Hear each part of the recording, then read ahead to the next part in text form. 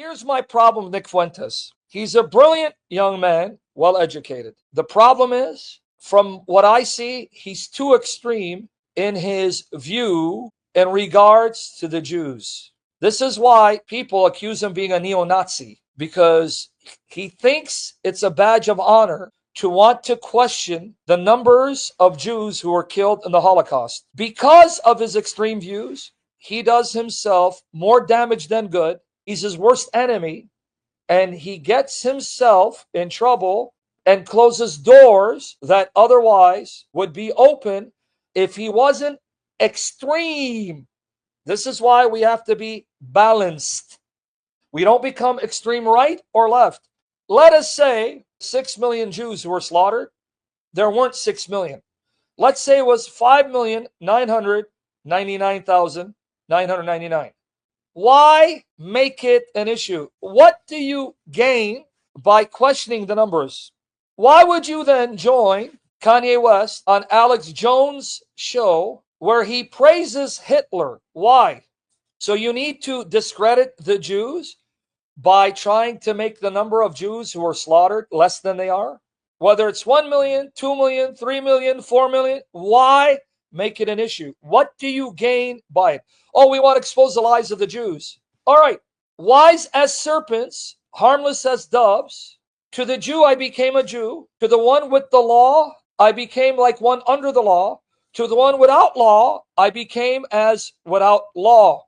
I became all things to all men, that I may win some to Christ. Isn't that Paul's attitude? 1 Corinthians 9, verses 19 and 23.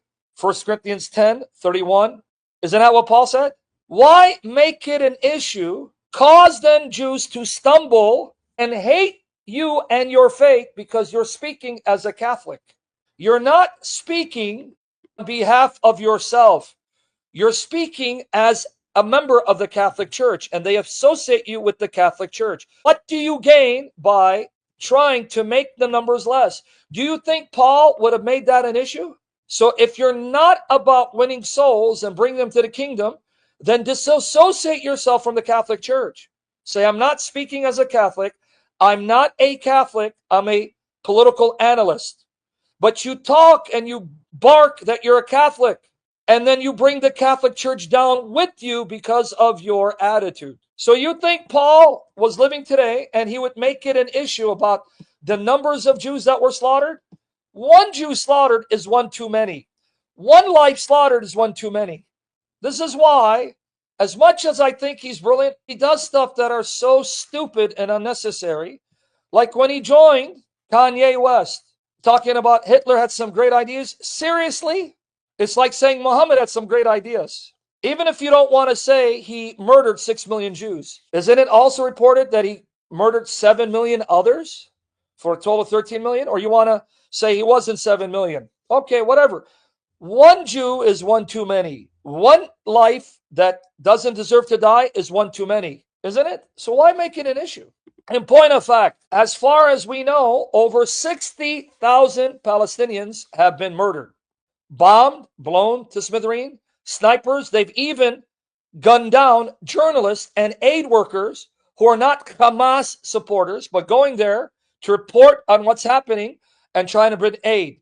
Do you say that since it's only 60,000, no big deal?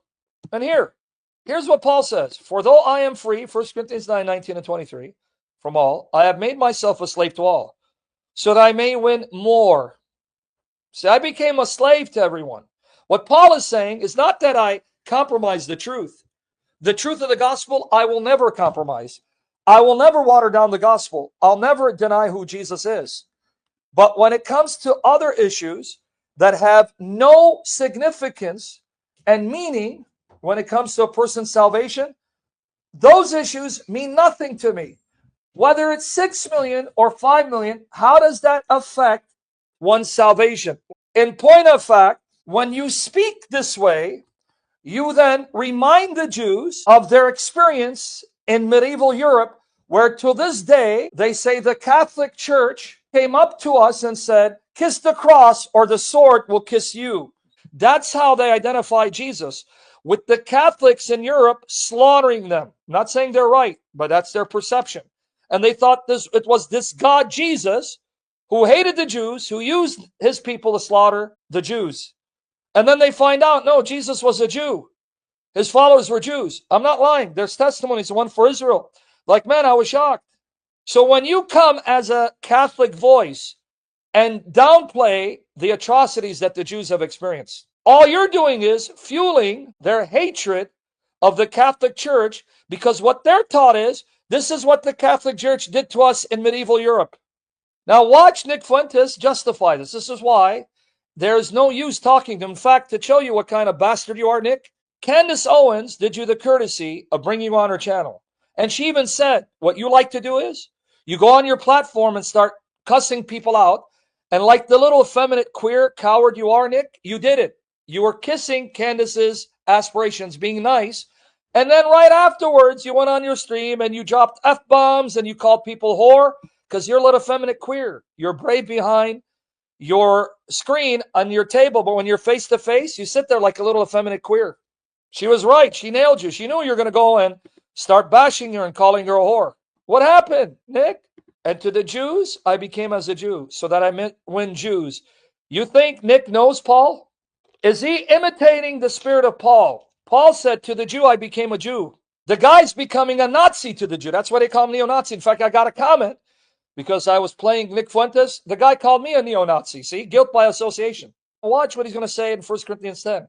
Whether then you eat or drink or whatever you do all to the glory of God. Give no offense either to the Jews. You're telling me Nick is really exemplifying the Catholic spirit? You're telling me Nick is really following the spirit of Paul? Give no offense to the Jews.